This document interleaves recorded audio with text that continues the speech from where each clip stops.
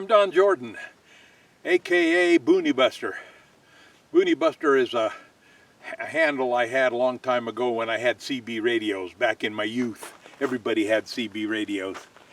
Well, I'm out here on the Mojave Desert, and I intend on putting up a lot of videos of various things out here on the desert. From this old bombing range to ghost towns to campsites, campgrounds, all kinds of things like that. So I'll let you know, if you subscribe, I'll let you know when I have a new video up. And in the meantime, let's go see what we have in store for today.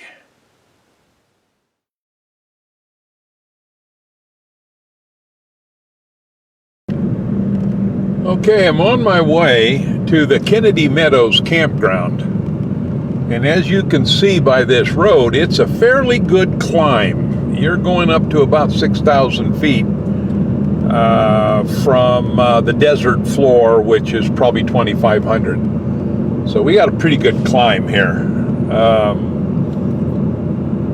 Pulling a trailer, not a problem. Excellent road, paved all the way, but you aren't going to be breaking any speed limits getting up here. That's for sure. So anyway, you can see, look over here. I mean, that's where we're going up there. Good God. But it's a good road, so just take it easy and you won't have a problem. Yeah, I'd be a little careful pulling a big heavy trailer. Engine overheating in the summertime climbing this. So keep an eye on your temperature gauge. Shouldn't be a problem though. Just don't try to break your speed limits and get up here in a hurry, because it's a bit of a climb.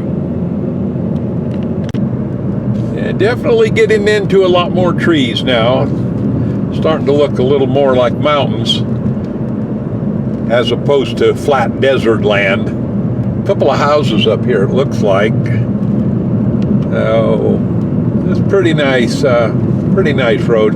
Chimney Peak, what does that say? Chimney Peak something or other, workstation. All right, so here's a sign. Kennedy Meadows Campground is another 15 miles from here. That's a bit.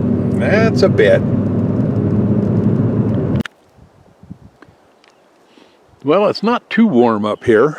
I'm in the main campground.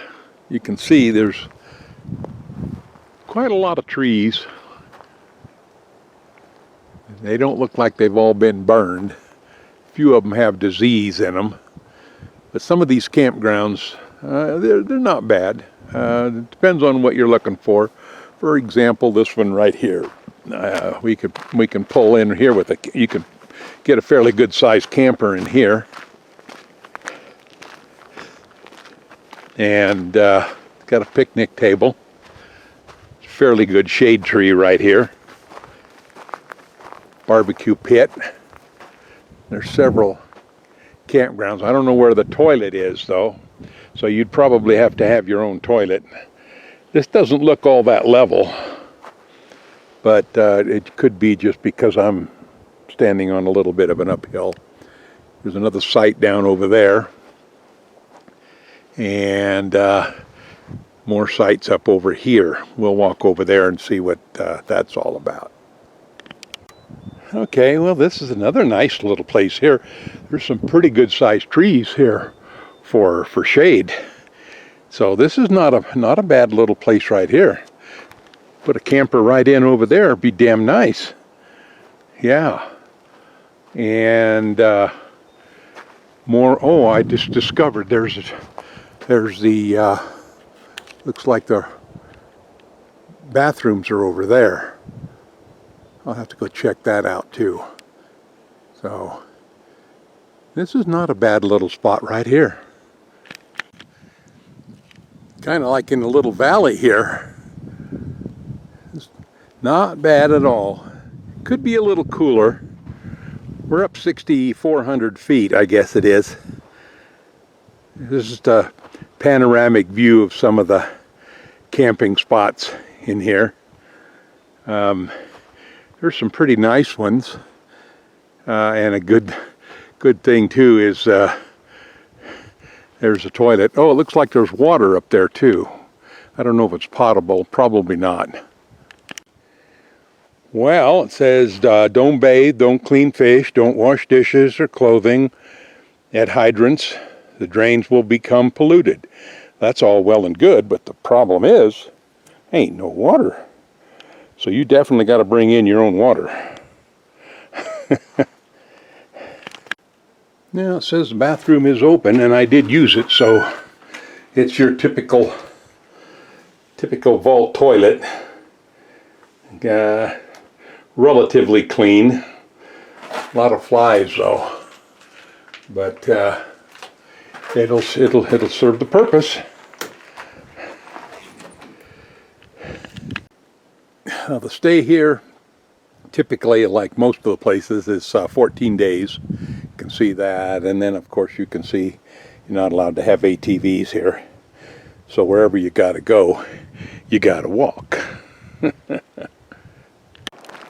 Yeah, I think it would be difficult to say which campsite would be better than another one. I think what you really have to do if you want to come up here is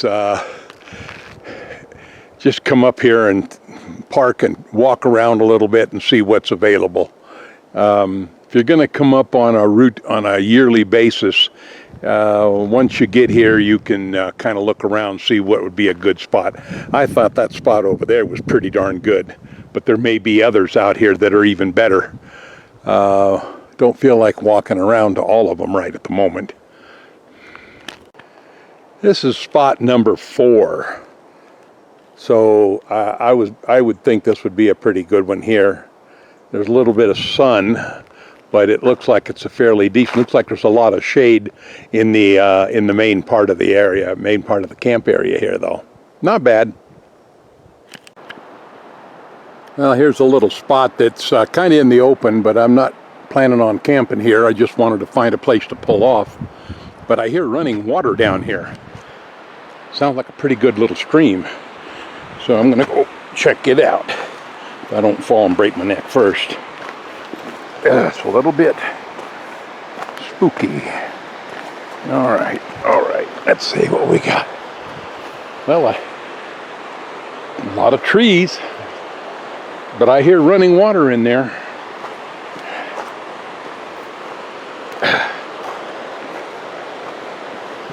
I don't know if I want to go down in there or not. There's definitely a stream down in there.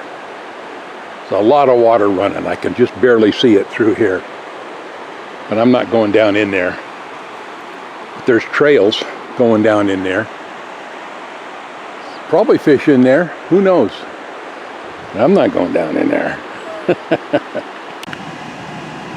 There are some pretty nice places to camp in here. There's a creek running right down through here. Right over here you can see a real nice place. There's plenty of shade in there. And, you know, people have got a tent trailer in there. And over here is a guy with a tent. Just a tent. Nice flat area. Plenty of grass. Pretty damn nice in there. I guess though that you have to be here to get it. I don't know if you can reserve these spots or not. Now this is the little general store. They got basic stuff in there. A lot of people from the Pacific Coast Trail come in here because this is right on that route. They got gasoline here, but it is super expensive. $5 a gallon. Well, if you want to know how high up we are, take a look at this. Here's the road going down. I wouldn't think I'd want to bring a large camper up here. We have to end up going clear down there. Look at that. That's a long ways down. We got a pretty good wind blowing here too. Coming down out of here, you have to really watch your brakes. Don't ride your brakes, especially if you've got a big camper behind you, because they will overheat. And if you lose brakes, there's nothing worse than losing your brakes. Brake fade coming down a hill like this, because you won't stop for 15 miles probably until you go over the side.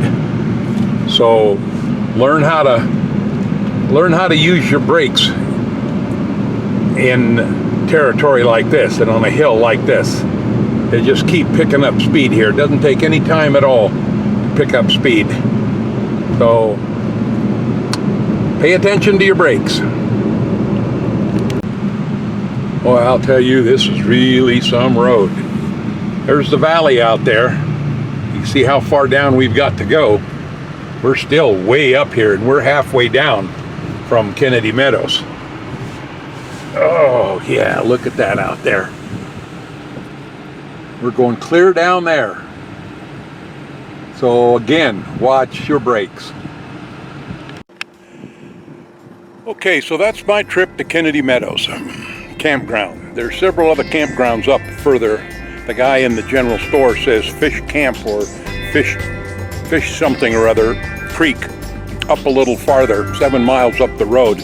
He thinks is probably a little better than this. My opinion of coming up here, I think I would like to have it a little cooler. I think summertime would not be, the heat of summer would be a problem. It is free camping. There are some provisions here. They don't have water, so bring water. But I think my biggest drawback would be the climb up here. If you're pulling something big and heavy, it'll make you work. It'll make your vehicle work. I'm just pulling a tent trailer, so it wouldn't be too bad. But even at that, it's going to be a climb. So I don't know that I'm going to be coming up here right away, but at least I wanted to come up and see what it looked like. So that's all for now.